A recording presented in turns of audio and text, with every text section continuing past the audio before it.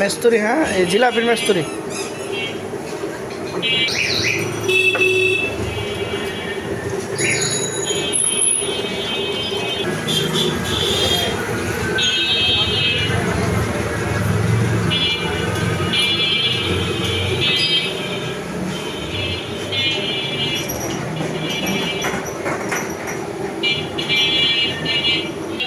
চার 500 টাকা দিয়ে কিনছি।